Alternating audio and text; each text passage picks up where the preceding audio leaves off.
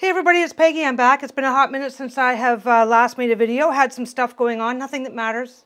Like we had a heat wave, so just one of those things. Sewing in the middle of summer can present its own special challenges, but today I am going to be making a tote bag for you guys.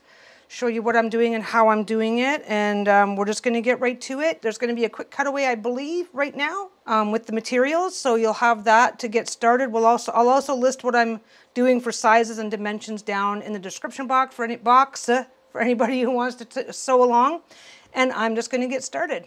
Okay, guys, we're trying some funky, fun new angles. See how that works. So today I'm making a tote bag. I'm not going to try too hard to rush through this too quickly. Basically, what I've got here is I've got two pieces. There's actually a video where I created these two, I believe it was these two I created anyway. So basically one of the things that I was saying in that video was to make blocks, sew up your scrap, do stuff so that you have pieces for other projects. So that's what I'm doing. I'm using two of these pieces for another project. So the very first thing I will say is the one thing I advocated then and I'll advocate now. I'll bring this guy up and maybe you'll see it, maybe you won't see some of the fraying that's been starting here. Just from storage, no big deal, it happens, it's like magic, it just happens. So the first thing I'm gonna do is trim these down to a usable size. I store them, I don't trim them and then store them because if things start to fray, that messes everything up for me. So I do it this way, and that way I already know that if it frays, I don't have to care. So I've already measured these. I've already measured both of these. This one is the smallest one. They're both using the exact same material, the exact same fabrics. I just did one in triangles, one in squares. So this one is the smaller one. I've already double checked on this. So the biggest I can do this and use both of these. And I'm just making a simple tote bag, so I'm not going super crazy. The biggest I can make it is 16 by 16. So I'm going to trim these down. So the first thing you got to remember is that when you're trimming these down, this is the center. That is the center of this particular block. So I want to go 8 inches in every direction to get my 16 inches. That's not too hard. So I've got the big schmancy ruler. So I'm going to find the 8-inch line here. I'm going to find the 8-inch line here. I'm just going to line it up. I'm going to line my ruler up here and here. Now don't forget, if you're working with a small ruler, then that's fine. You just measure. Let's show you how to measure this out. I've got a minute. I've got nothing better to do and I haven't made a video in a while. Let's assume that you have this. I'm going to do my cutting with my schmancy ruler, but let's assume that you haven't got a really good ruler. Then what you're going to do is you're going to find your 8-inch line on a regular ruler.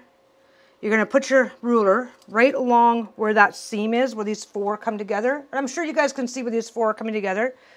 You're going to put your ruler right along that line. Make sure it's nicely lined up. Get your face right over it. I'm trying to stare at the camera. And then just go like that. Make a little line. Don't forget, I'm cutting along this line. I'm going to be cutting along this line. So I can use something that's a little darker than I normally would. And this is also heat erasable.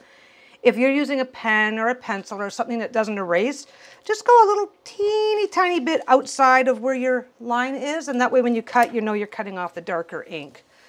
And again, you just find your 8-inch line.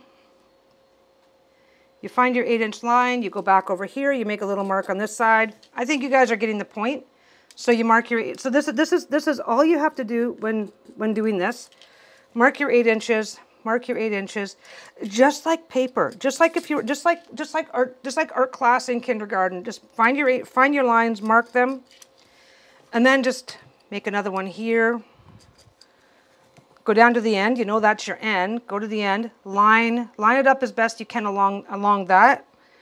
Use a square piece of paper if you have to. And then once you get your lines, you're just going to go like that. You're going to cut that way. Make a line. Marking fabric is actually pretty easy for what it is. Basically, you don't want to be pressing down super hard. See how the fabric is coming with me? Don't want to be pressing down super hard. You just want to take your time, make small. Once you get the hang of it, you can go whoop and make a big line. I mean, anybody who's got the hang of it can just go zoop, zoop, zoop, mark it all up, and it's fine.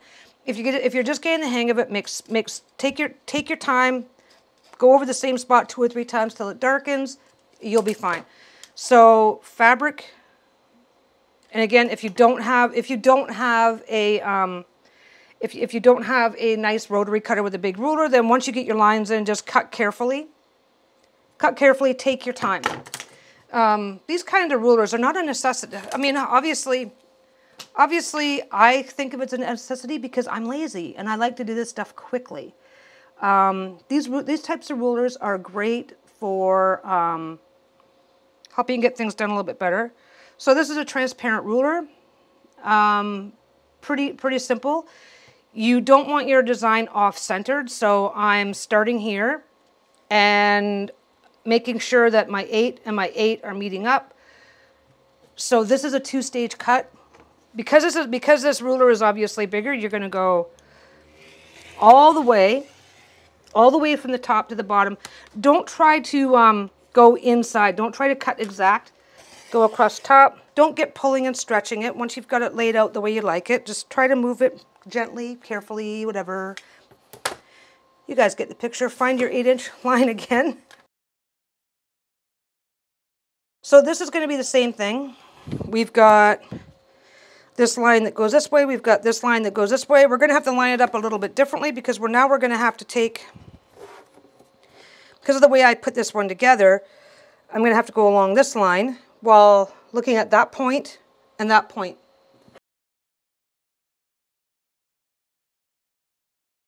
Lisa and I just recently started going to our local pool, which is nice, but we don't really have a tote bag that we like for hauling around our crap. Well, we have tote bags that we like. Sorry, I don't want to make it sound like we hate the world. So we started going recently to a local pool. Got a little membership. Got a heat wave. Got a membership to the pool. I think you guys have heard that story from friends, family, or your own experiences. So, but we don't really have we have a couple of tote bags that we're using, but I'm trying to see if we've got a design, if I can design a better tote bag without having to go buy a $50 swimming bag or whatever the heck you have to buy these days. So I'm messing around with scrap. I'm messing around with fabrics that I don't have to care too much about. If I like it, this is great. If I don't like it, it becomes a grocery bag. I still have a use for it. I'm not just going to throw it away. And because I'm also using scrap, and this is a public pool that we're talking about, if anything gets stained with chlorine, I don't have to freak out. Anyway, okay.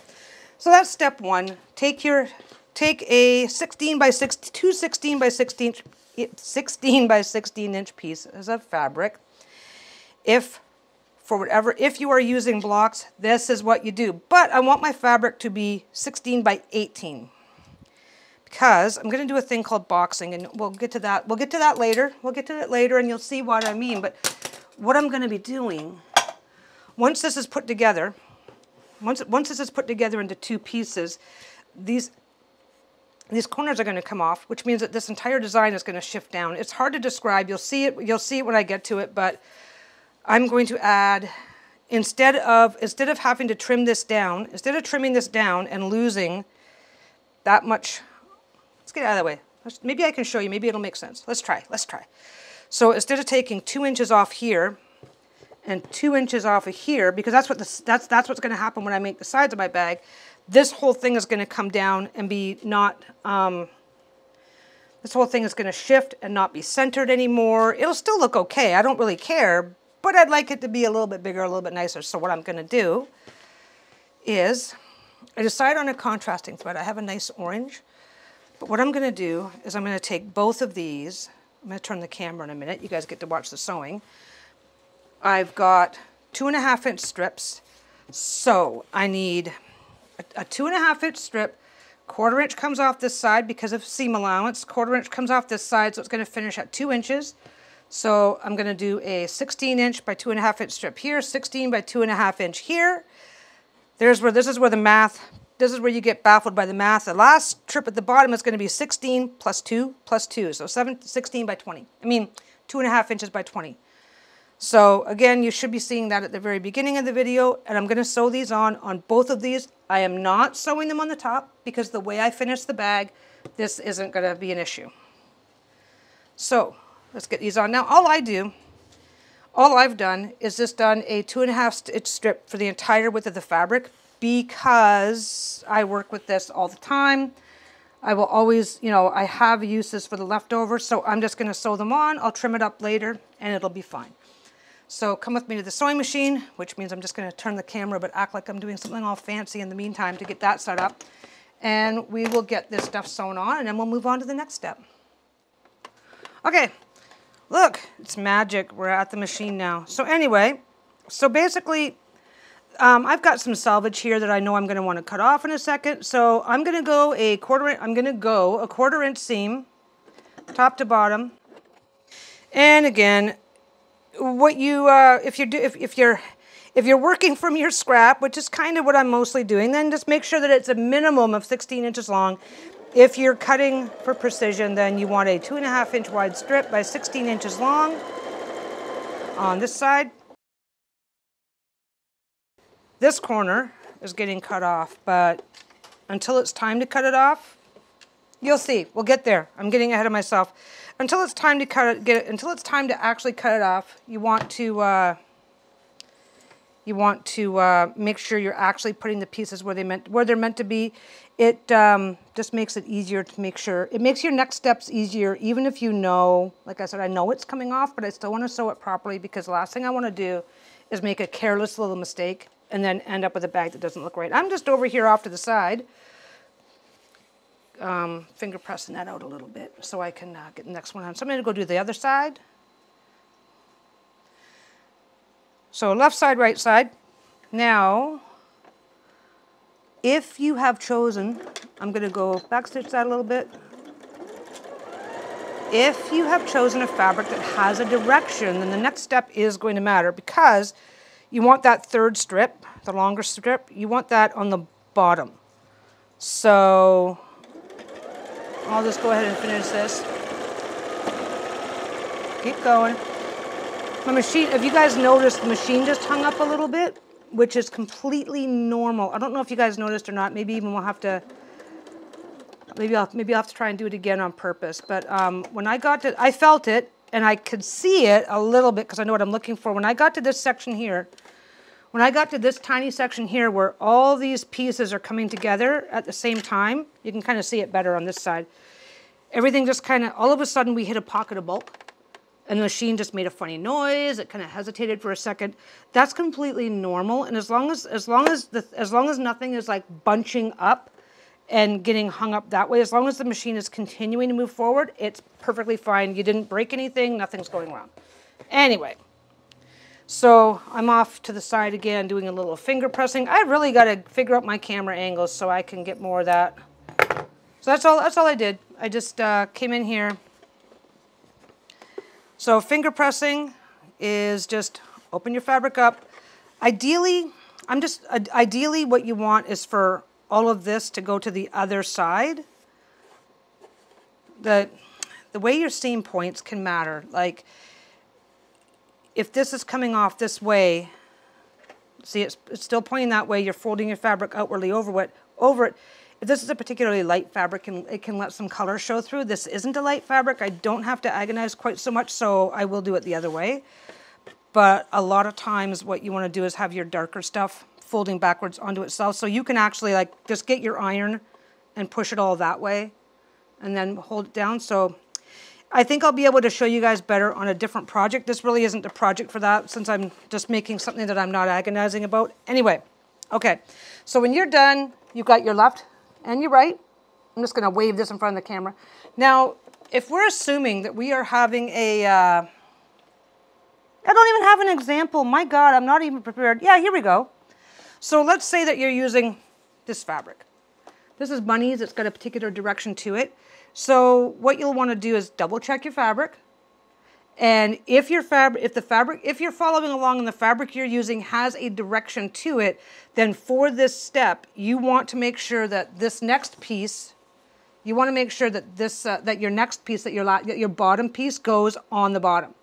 Just stop and double check. It's not that hard. It's not as dramatic as I'm making it sound. But if you put your bag together upside down, you can pick it out and do it again, or you can just use it for something else and not care. Give it to the kids, tell them you did it on purpose just to be fun. I don't know. But anyway, if your fabric has a particular direction at this point is when you stop, you check, and you make sure that it is facing the way that you want it to face. Because this last piece goes across the piece that you just added, goes across here.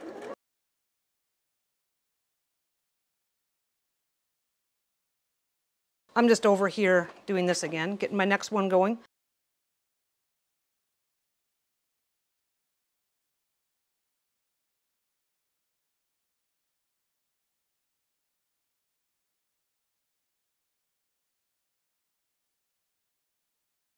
What you're looking for here, what you're looking for is your finished product. So if you are using old squares or things that you saved, that's what you're doing. Otherwise, you want a piece of fabric that is 16 inches tall by 20 inches wide. That was the long way around to get to a 16 by 20.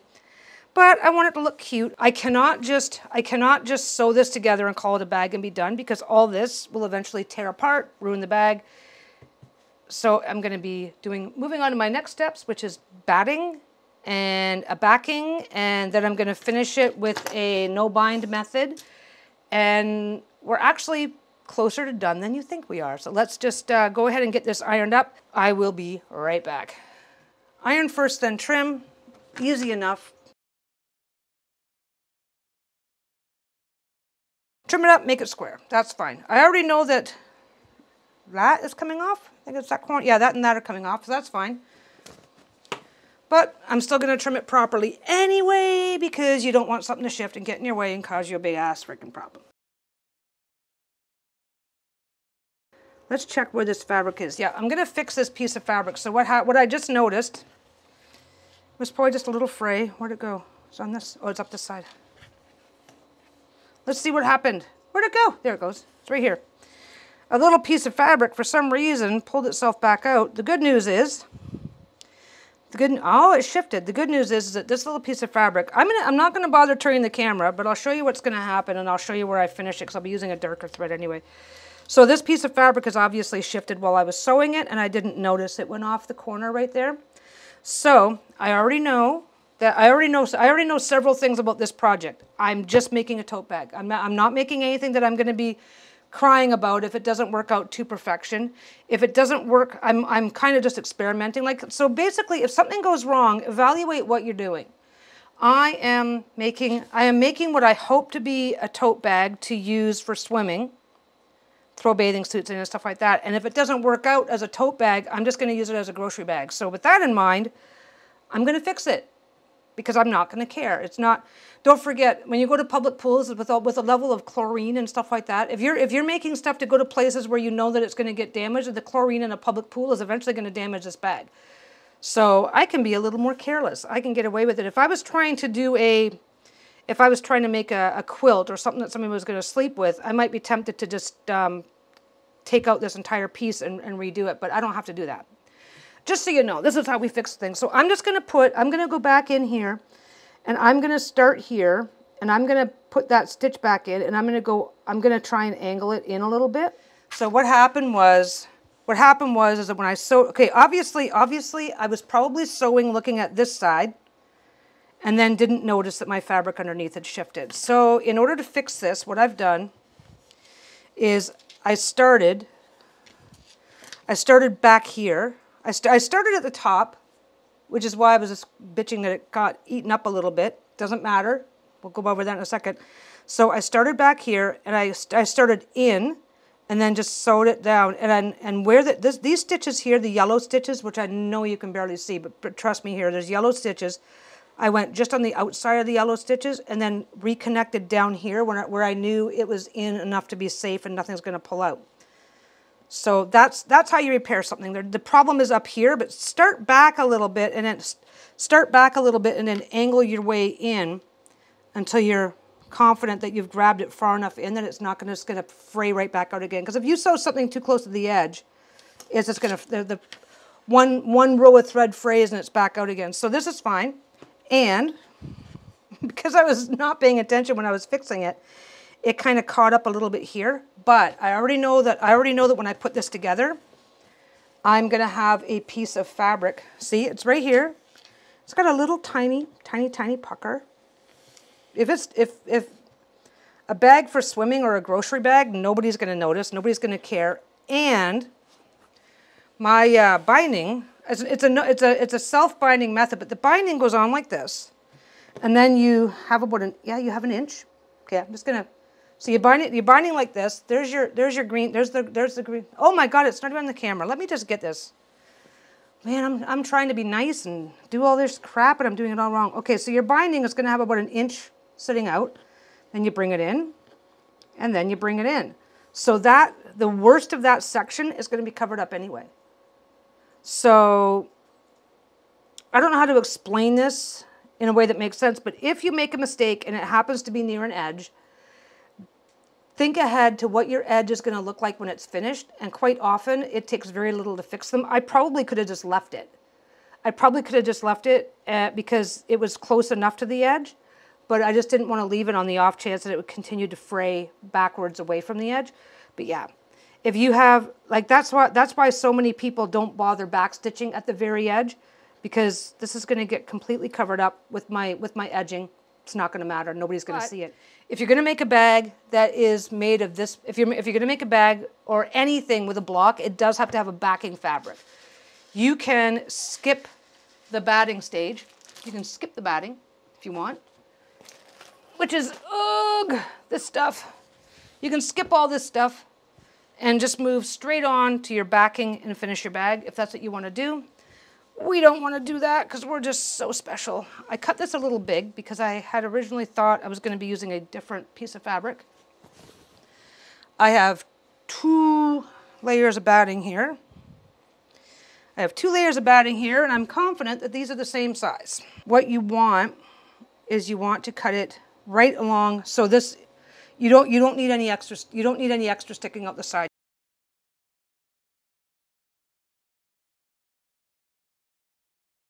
So I just cut, I've got 2 pieces of batting here. I'm confident that I've got my sizing right, so once this is done, I'm just going to line it up with the other one. I've got 2 pieces ready to go. Flip it a little bit if that's what you need to do. Take your time. These actually work a lot better if you do 1 and 1. Okay. And again, this wasn't perfect. Small area here. Small area here where you can see it a little bit. I can either trim it, or I can remember that I'm going to have 1 inch, 1 inch. It's going to get covered up. It'll be fine. Okay. I'm going to turn the camera off for just a second. I got a couple pieces of fabric to cut for my backing, and I'll be right back. And I'm back. Okay, this is pretty easy. I've got a 20-inch. I took a full width of fabric all the way across the fabric. I have let me just double check on that. I have a 24-inch piece of fabric that goes the entire width of the fabric. I've just cut it in half along the seam, along the little crease that comes in here. I've got one here. So making my little sandwich. Making a little sandwich is easy. Sandwiches are fine. This is called a sandwich. This is no big deal. Now I'm gonna cheat a little bit. I'm going to cheat a little bit with a product called 505 spray. Now this stuff here, wow, I didn't even open this yet. This is a brand new can and I didn't open it properly yet. Come on. Okay, 505 spray is awesome. It's great stuff. It is designed to work with sewing machines, so it won't get your, I'm just taking the lid off. It won't get your sewing machine all gummed up and sticky. But it does put a sticky layer on stuff. So what I'm going to tell you right now is follow the instructions. Don't go too crazy. And if you miss and get your 505 spray on something it's not supposed to be on, it can be a pain in the ass. Generally speaking, they say to test it first. This is if you're going to be using, if you're using quilt cottons, you're pretty much safe to be a little careless. I'm not going crazy. I'm not trying too hard here. What I'm just doing is putting this down so that once it's in, it's less likely to shift. It is repositionable, but it puts a little tacky layer on here. But what it also does is it puts a little layer of whatever. If you overspray and get it onto your surfaces, it can stick in ways that you don't want it to. So this is my careless method. I like to call this rustic. So your batting, this piece and your batting piece are the same size. This piece needs to be a minimum of 1 inch all the way around, and that's why I cut it big, right? And then you use a few pins, use a few whatever. As you can see, the 505 spray, it's already sticking. I don't think, you know what, I'm going to be lazy and not throw in any pins. The 505 spray, it's repositionable. You can just take your stuff off. This one here kind of is holding itself on. You don't, it does have a bit of a smell, but it's fine. This one doesn't even, I'm having to work hard to peel this apart. So what you want to do is, if you're using faux suede, silks, satines, if you're using anything but quilting, cottons, quilting, batting, quilting, I'm not sure if it was meant for quilting, but that's definitely where it's got the most use. Be careful where you're spraying it. Be careful it doesn't overspray onto the edge. Very, very little goes a long way, because all you're doing is helping to tack your stuff in place so that you can go sew it. Now I don't have to pin it if I don't want to. So that's just going to save me, it's going to save me a little time and a little effort. This stuff can be a little bit pricey. This is about 50, this size, what size is this one? This is a 156 grams. It's about $16. But if you're not using a ton of it, something like this will last me probably for the next 6 months. Unless I'm working on some really heavy, because I use the pins. If I'm doing a lot of quilting or something, I'll use the pins. But if I'm doing a small project like this, I will get lazy and pull this stuff out. The really cool thing is, now that it's been sprayed down, I can just pick it up, move it, and as long as I'm not manhandling it or being particularly rough with it, it'll stay like that for weeks. It's not really going to let go. It's kind of like, I don't know, Mac Tack. I don't know that's not Mac Tack, but it's sticky, and it stays sticky for a really long time. Okay, so again, just watch this. Watch, because this is the important part. This is the important part. That's it. That's it. Don't go nuts. So when you go to put your thing down, it's repositionable, so that's fine, but you know, it's quilt backing, so you don't want to like muck it up. Get it on there. This is already sticking, but I don't always trust it, so just peel up the corner. Quick. Careful of your aim. Don't let it get off onto your stuff. I know, I'm over. Whoop, that was a little much, so that's just going to go right back down. Kind of like, remember the old days? Okay, anybody who's old enough to remember the old days with the old shellac hairspray, how you didn't want to overspray and get it on your shit? This is the same thing. It's not difficult to use. It's not hard to use. Okay, again, just quick double check. Honestly, my thumb is a minimum of 1 inch. Okay, I got 1 inch all the way around. You don't have to go crazy on this. You can measure the exact inch if you want to, but if anything shifts while you're quilting it, then you could be stuck trying to fold up and not have that inch. So that's the only reason why I do this, is just for peace of mind. There's no point in putting the work into a project and having it fall apart right when you get to the end. Anyway, so 16 by 20, a 16 by 20 inch piece of fabric, a 16 by 20 inch piece of batting, a 20 by 24 inch piece of backing.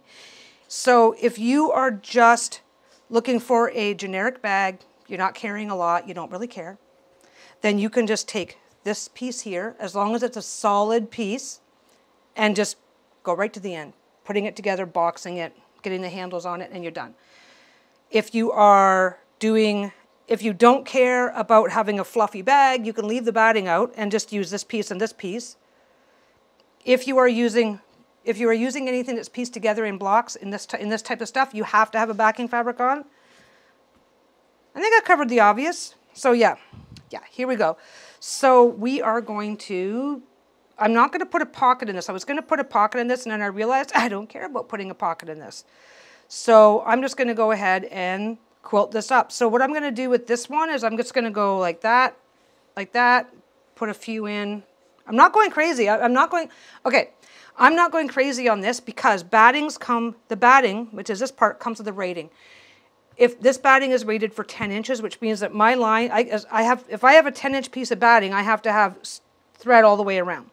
If my batting is rated for 4 inches, so if my batting is rated for 4 inches, there has to be stitching no further than 4 inches apart. But my stitching can be up to 10 inches apart. If you've got batting, you do need to look this up. If, on the other hand, you are using diaper flannel, which is it's a little thinner than this, but if you are using diaper flannel instead of batting, then you don't have to quilt top it at all. You can just finish it right from there.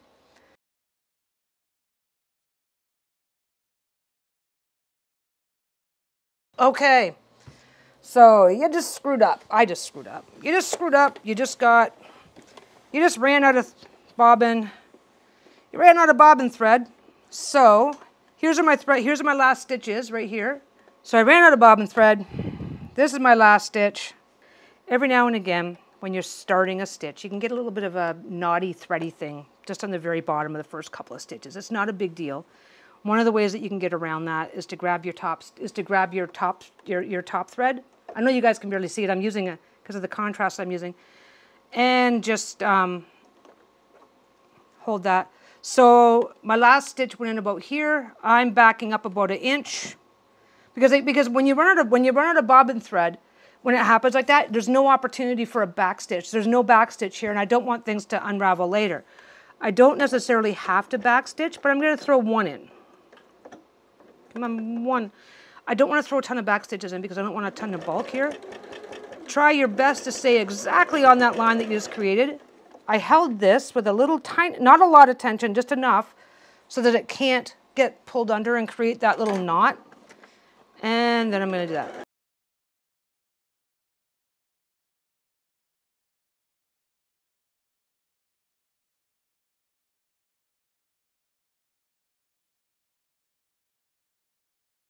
Okay, so this is easy.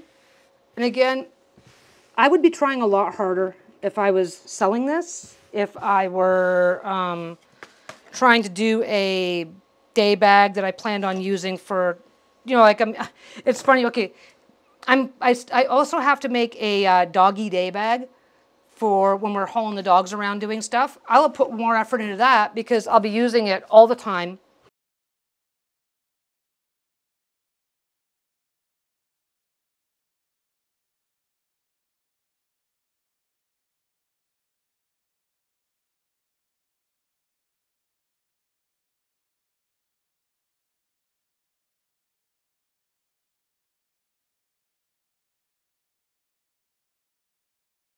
Let's play the what if game. You're off, you're grocery shopping, you buy some stuff, and God knows it happens to all of us sooner or later, but you buy something and your whatever majigger leaks into the bag and now the bag's no good. Well, I'm not going to care if it's this bag, right? I'm not going to get upset. Okay, I'm going to go, oh, damn, I got to throw away that bag, or, oh, damn, my bag has a stain on it. And I'm going to go, oh, well, you know what? That was just that practice bag I was working on anyway. What do I care? Okay. So this is how we're going to connect these two pieces. We're going to do this part first. So we are taking the bottom. So just work with me here. So this is now upside down. This is the side. Let me double check. Yeah, that's the bottom. It's hard to see. Please trust me that it's the bottom. If I was working with different fabrics that were more obvious, you'd be able to tell. This is the bottom. So that goes like that. That whole sandwich goes upside down. This sandwich goes upside right. This is already partway done.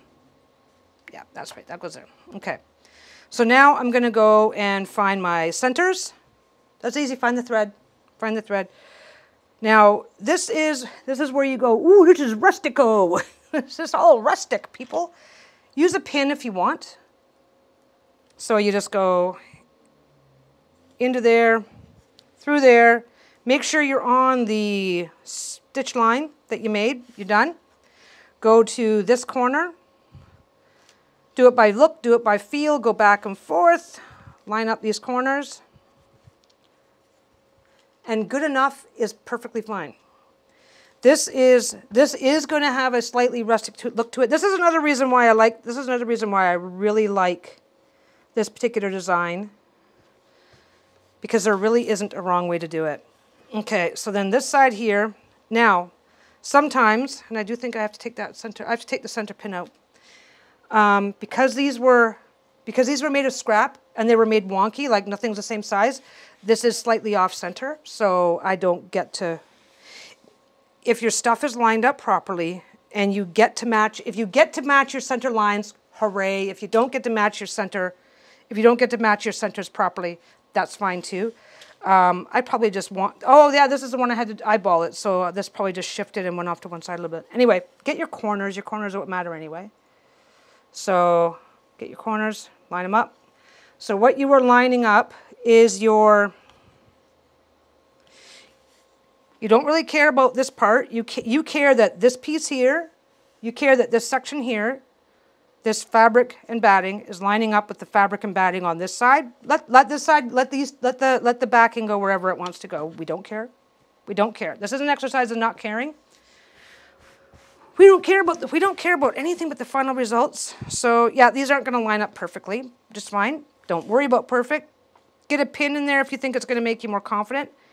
And again, if you have a walking foot, now is the time to break it out if you haven't done so already.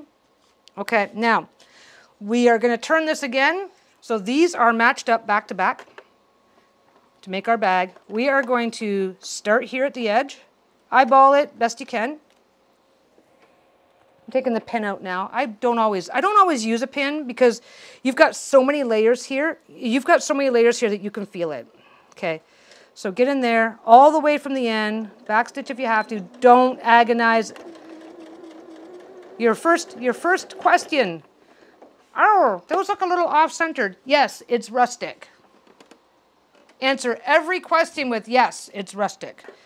So we've cut our 1 inch, but we don't care if it's perfect. We don't care. We just don't care. Okay, so go forward a bit. Watch. I hope you can see this. I am not using a walking foot. See how this is starting to bunch up? See how it's starting to push out of the way? Lift your foot. Give everything a nice little tuck. Lift it up from the bottom. Do whatever you got to do. Use more pins. Use clips. Lisa said a swear. She's over there said a swear. Okay. So notice how I've got now, I'm lazy about the pins and I'm lazy about the clips, so I don't know if you can see, but I've got my whole hand here spread out because it just helps keep things from moving. And if things do start to shift, you can tell.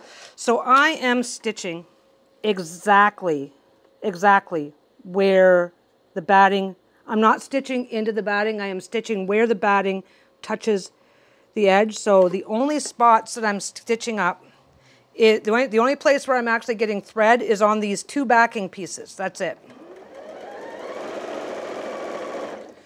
And again, trust yourself. Trust yourself. As this stuff starts to move up a little bit, give it a little shift, get it back into place. As long as it's not going all over the place. And I don't know if you've noticed that I've slowed down. I'm not stitching as fast as I normally do, or as fast as I can. This machine goes like 1,100 stitches a minute. Like, I've slowed down, so I can watch what I'm doing and take my time. More quilting.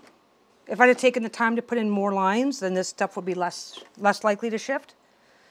So that is the price I paid for being lazy about the extra quilting. Where am I at here? Oh yeah, I'm over here. Okay, never mind. Anyway, so yeah, heat wave. I was telling you guys about a heat wave.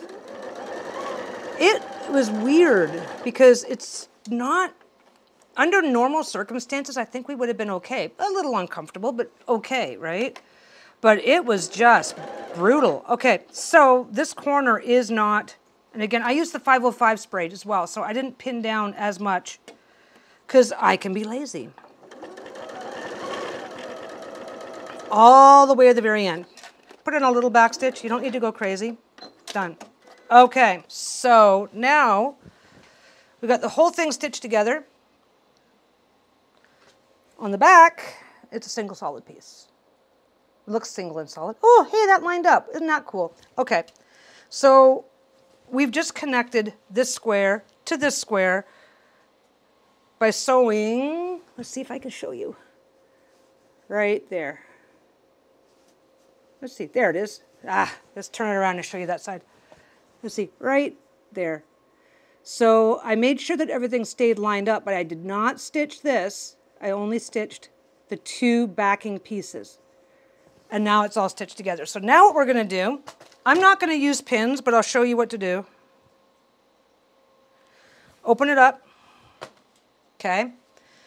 Open it up. If you are going to pin it, and you can iron it every step if you need it for your confidence. So if you're going to iron it, you're going to iron it open. Okay. If you're going to iron it, you're going to open it up and iron it. And then you are going to fold it in half on this side, fold it in half on this side, and do that all the way up on both sides. That's what you're going to do. This is the technique that I used to do my full-size dragon quilt, which I will maybe show you at the end.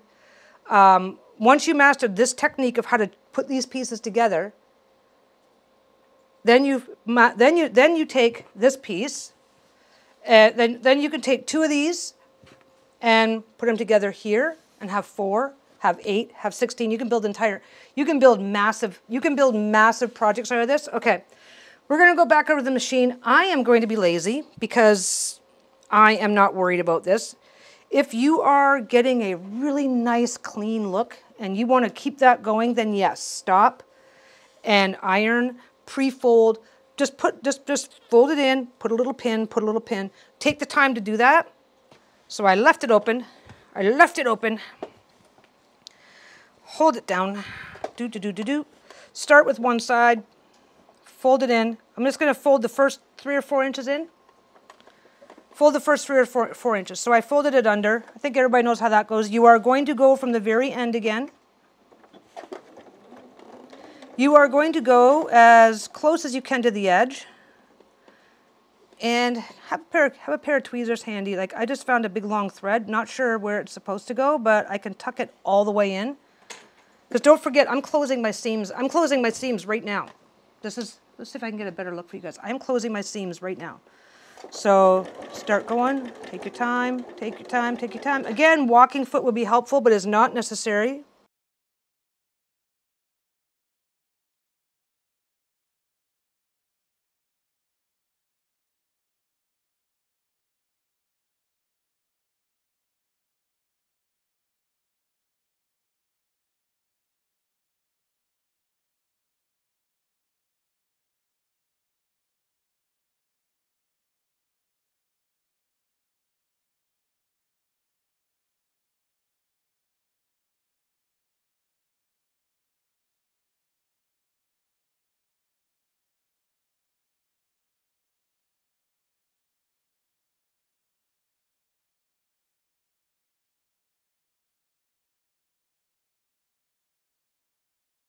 Okay, really simple. Flip it around. We're doing the sides now. The only reason why I did my narrow sides first. Normally, I would probably do my long sides first and then the narrow sides, but because I know that when this is done, and it's almost done. When this is done, it's folding up into a bag, and that's going to be the top. So I just wanted the top and bottom done first. It's just a personal preference. It doesn't matter. So this, it's long, so shove half of it in your lap. It's just a tote. Okay, you can do a lovely little beveling and be cutesy on that. This is just a tote bag. I'm not beveling this. I'm not going to bevel for just a tote bag. I am going to take a quick look over here at the edge because there was just a loose thread that I couldn't figure out where it was coming from. So I just wanted to. Now, this one here, again, I'm not sure. I guess I could measure. Yeah. This one here, the batting came out too far, but I know the batting was cut properly, so I'm going to go to the batting. I'm going to fold it to the batting and then fold it the rest of the way over, and it folds over far enough that I know that this isn't. When you are fixing an issue like this, what you want to do is you want to fold this. Get this up here so I got more slack. You want to fold this, okay? Then you want to continue folding it, okay? So we're good here. Put your finger down and hold it in place. Fold it back. How far in is that material? If you're only going to catch the barest edge of this material, if you're only going to catch the barest edge of the bottom material, it is going to fray and pop out very, very quickly. So you want to double check and make sure that, oh yeah, that's at least, that's almost 1/4 of an inch. So that material, this underneath material is going to be covered sufficiently by this that I don't have to worry about it popping out. And as long as you don't have to worry about popping out, then there's nothing else for you to do. Okay, so this piece here, this is my corner that people are going to see. This is going to be visible. So I'm going to take that out of the way. I'm going to take a pair of tweezers and I'm going to hold that sucker down. I'm going to push everything into place to get it started. I'm going to be a little careful. This is going to be the very top. People are going to see it. No problem there. This is also going to get sewn together. No problem there. I'm going to sometimes, and again, I'm going to hold that so that it doesn't create a bit of a bump underneath at the very top where people might see it. So get that back there, get that forward. Go forward, go forward, go forward. Do it, do it, do it, do it. There it goes. It went, it went. Done. I've got the corner done.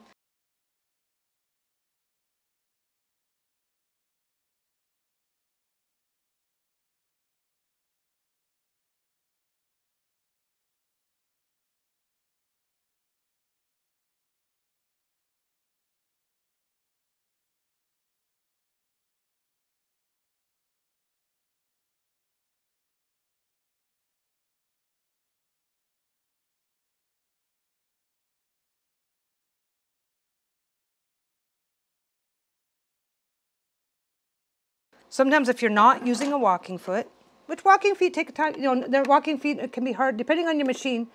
So this piece here is a little bit above this piece here. As long as you're taking your time, being relatively careful, it's not going to be too bad. And it's not really going to affect, it's not going to affect anything, you'll see. But just so you know, just so that if it happens to you, you're not going to sit there and go, oh my God, what did I do? I suck, because you don't. So you're just going to check, line it up. There you go.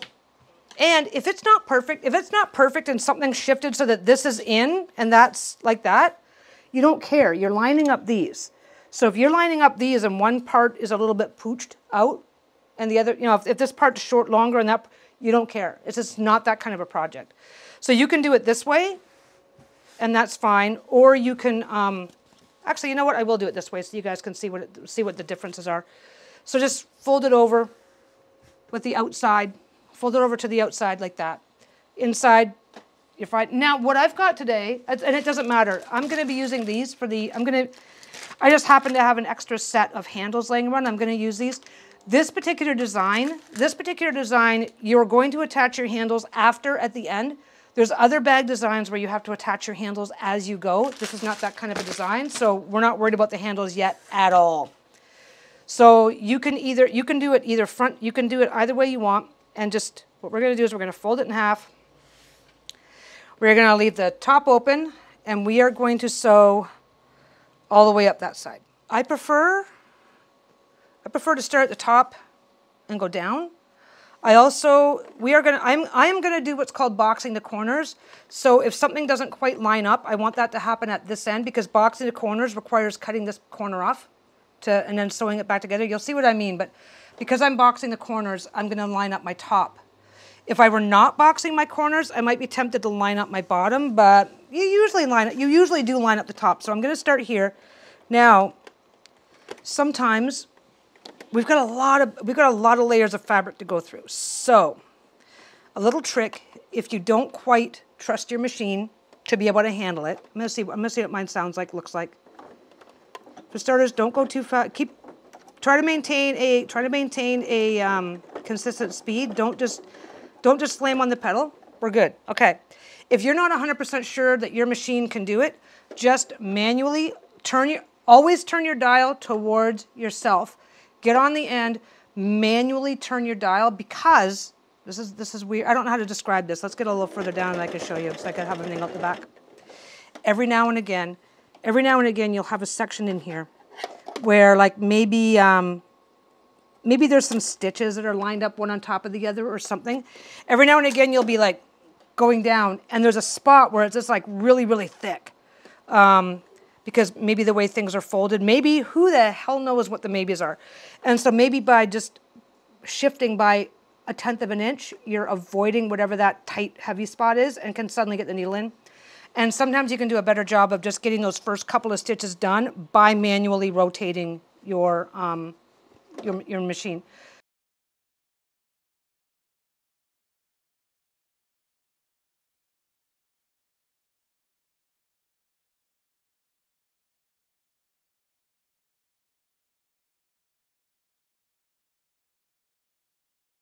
So boxing is pretty simple. You are going to take your bag, you are going to fold it. Usually you do it from the back so that you can mark it. You're going to take your bag, you're going to get this piece here nice and flat. You're going to make sure, you're going to try and get this seam here that you just created to line up with that seam where this stuff was just done. And I put on those 2.5 inch strips so that I could have a 4-inch box. So, yeah. So I'm going to stay lined up with this center piece here. And you can do it from the top or the bottom, so I'm going to do it from the top. I want 4 inches, so I'm going to go to the 2-inch. I'm going to go to the 2-inch line, and I'm just going to keep going down. I'm going to keep this whole thing lined up here. I'm going to keep going down until I've got more or less. These are never perfect. Well, okay, these can be perfect, but when you're doing this method, it's don't agonize. So I'm just going to go all the way across. Now we're going to find out if I did this right. I'm going to go all the way across on that side.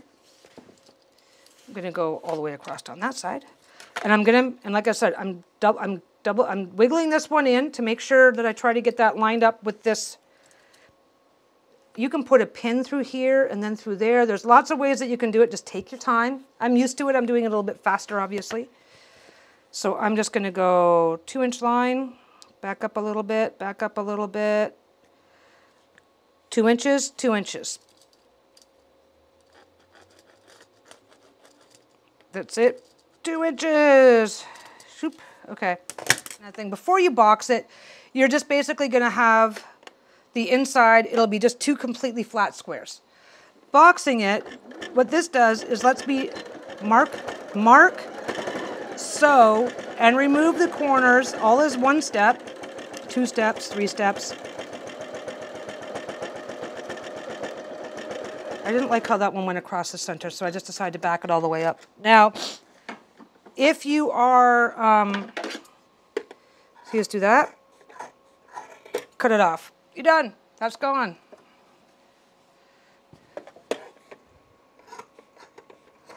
You're done. That's gone. Now, what I'm going to do, I'm going to dig back over here. I'm going to take this piece because one thing that you really, really want to do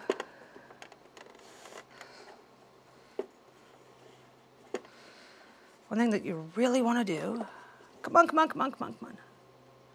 I should have prepped these in advance. So you're just going to take a piece of fabric. It's not the end of the world what you take. And you're just going to fold it into place. And then you're just going to do that. It doesn't have to be perfect. It doesn't, and this is not going to be perfect because this is going to be a little fray, possibly fraying at the ends. But you just want to take a piece of that. Now, my sew line is right here. I'm not concerned with making this go any higher than that stitch line, but what I want to do, this will reinforce it, and it's going to cover this to keep it from fraying. That's all that does.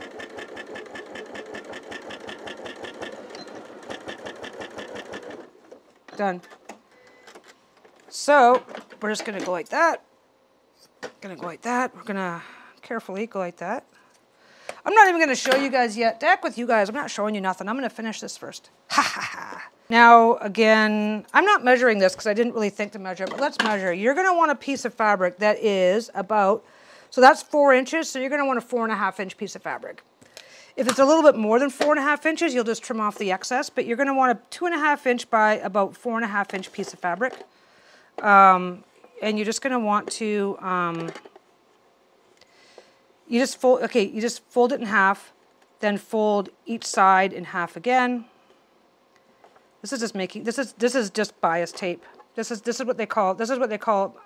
Usually you're supposed to cut these in an angle. I'm not going to agonize that much. we'll get into that. We'll get into that down the road. I haven't sewn a damn thing for like 3 weeks now. Oh yeah, 3 weeks. I took a vacation, which was great. I took a little vacation. Life was lovely. Life was wonderful. I took a little vacation. And then that was fine. And then I came back and I was like, oh, I better start sewing again. And I was, oh, look, here's the level of heat that you can't tolerate. So I am not concerning myself with covering that just because of the nature of what I'm making. I'm not that worried about it. Straight across we go. I didn't like how that sounded. That's fine. I don't have to care. So basically, I've just got these two folded. I'm kind of trusting that they're more or less lined up. Back stitch, good to go. Did I back stitch at the other end? I'm sure I did. Yes, I did. And then you just trim. These are going to be on the inside. Nobody's going to see them. Nobody's going to care. Those are done. Okay, I'm back. Had to step away. I had to come back. Dogs bark. Okay, so basically now I've got 2 layers of stitching. I've got the first layer of stitching that where my line was. Got my second layer of stitching. This is going to reinforce everything, and oops, everything's off camera. This is going to reinforce everything and hold it down. This little strip here, it's going to help keep that opening from fraying. There's other ways to do it, but that's fine. We're going to turn this a little bit again. We're going to turn this, we're going to turn this, we're going to turn this, and we're going to look at that. There is the bag. So there's the bag. It's done. And what it is going to look like is, there's the bag, there's the bottom. There's the bag, there's the bottom, because don't forget, where that goes is my edge. So essentially, everything stayed centered. Everything stayed centered. Now I can when I'm over there finishing this up, what I'll do is I'll iron a crease into here and here, and that'll hold them nice and square. Those are done. So this is a set of pre-made handles. I can do this several ways. You can turn this way. Okay, so always line up your handles starting from the center, because when the bag is done, this is going to be edges. That's the edge of the bag. So there's an edge. This is going to be an edge, because it's going to match up with where I put my edges down here, which, look at that, almost identically came so close to this that that's going to take those out of the picture. So if you're putting your handles on before, during, or after, so this is how the bag itself lines up. This is how the bag itself more or less lines up. So I want my handles, there we go. I want my handles like that. Now, if you really want to, you can flip them around backwards and you can put them just inside the bag. If you think that's how you want your bag to look. If you want it to be a little bit more discreet, you can put it inside the bag. If you don't care, you can put it outside the bag. I don't care, I'm putting it outside the bag. Every set of handles is different. I kind of want them, I don't really have any instructions on where the handles are going to go. This is a 14-inch ruler, so I'm going to put this I already know has that line as the center, right? So I'm going to put my 7-inch line right there where I already coincidentally know where the center is. If you don't know where the center is, then fold it in half and put a little mark. I just needed a sip of coffee because I need coffee. Okay, generally speaking, you want your handles at about the 2/3 mark. You can pick and choose. I can have my handles going all the way out to here if that's what I think I need. I can have them going all the way into here if I think that's what I need. It's entirely up to you, because everybody's, generally speaking, you're going to divide it into 3, or is it 5? Anyway, so your middle line is there. So you're going to want your handle to be halfway from here to here, halfway from here to here. So generally speaking, on this one, it's a 16-inch bag, so you're going to want it at the 4 and the, no wait, 1, 2, 3, at the 3 and the 1, 2, 3, 4, 11. You're going to want them at about the 2/3. That's about where you usually want it. I want them to be out an extra inch, so I'm going to go here. I think it's still going to look. Nah, I want them in. Okay, so basically you want to make sure that wherever your handles are the same on each side. That's all that matters. That's the only thing that matters. I'm going to go 1, 2, 3, 1, 2, 3. So what you also want to do is figure out approximately where the center of your handle is. Approximately, okay, so I want my handle to be right there at the top. I want my handle to be nicely at the top. I want it to be right there. Okay, I'll back up. What I did, so I'm like, okay, I put my ruler here. I've got 14 inches. I want it to be between the 2 and the 3. So 1, 2, 3. I want this bottom of the, I want the bottom of the strap handle to go right there. So I just press the whole thing down, put a pin straight in just above the 3 mark. I can take this out of the way now. I know exactly where to put it back to. Okay, where'd you go? Where'd you go? Where'd you go? Take your time. I'm sitting here at weird angles, so I'm gonna put it back in the right angle. Do it right. So just figure out where you want it to be. Once you figure out where you want it to be, let's get this down a little bit further. Once you figure out where you want it to be, just line it up. Get a pin in there so that it's not going to shift. That's your only goal right this second. Okay, get your pin in there if you can. Yeah, this one does not want to be pinned. Okay, so then I lined it up. I got it nicely even. Get it up a little higher. There we go. Right there and there. Stick it in there. Get that approximately centered. I can move that out of the way now as long as I'm confident that I'm going to hold it in place without letting it move around too much. Go straight down with your pin. Straight down. Because everything's going to shift as soon as you lift it up. Especially if you're... Great. Great. Okay. When you're using these pre-made ones like this, they're not, this isn't actually a hard one to work with, but it's anything that you're trying to place exactly can be fiddly even when it's fine. Okay, there it is. Got it. Okay, so now these two are in. Okay.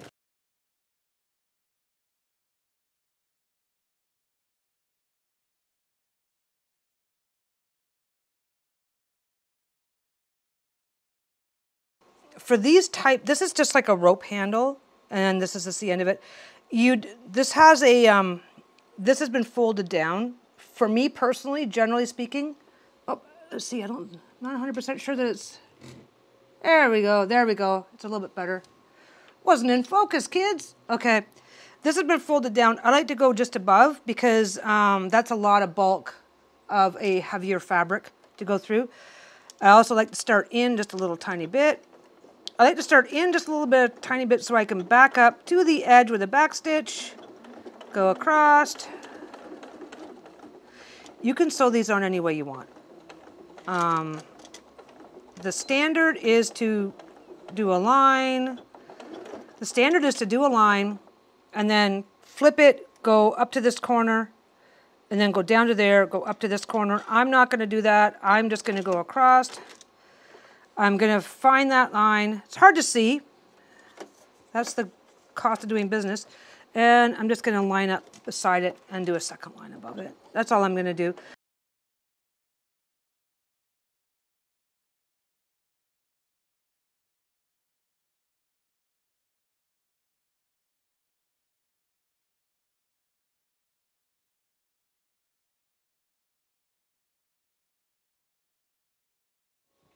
Here is the bag.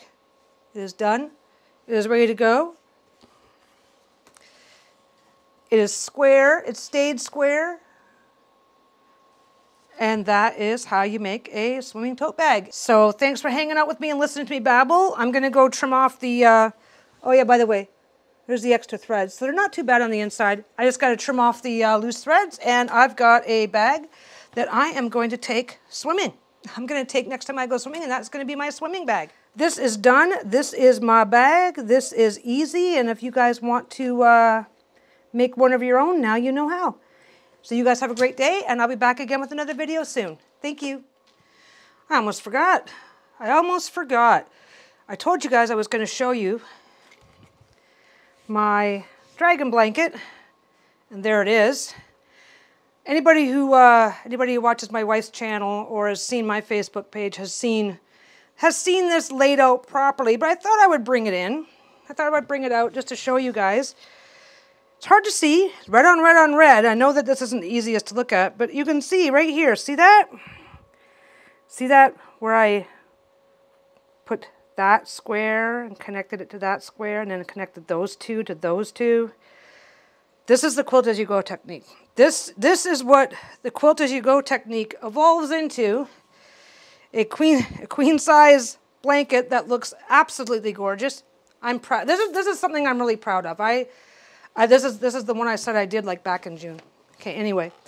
So this is what Quilt As You Go. This is what this turns into with a little time and practice. Quilt As You Go technique. Folding over your seams, folding over your seams, sewing one piece to the other as you go, binding in your edges as you go. So yeah, if you're thinking about those bigger projects, this is an excellent small project to start with. My blanket's going to fall off.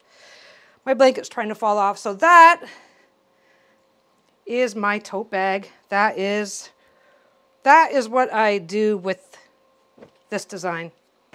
Anything from that to that. Anyway, you guys have fun.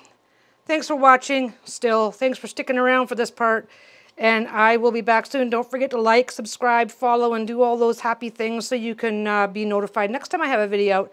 In the meantime, I will say goodbye and talk to you guys again soon. Bye.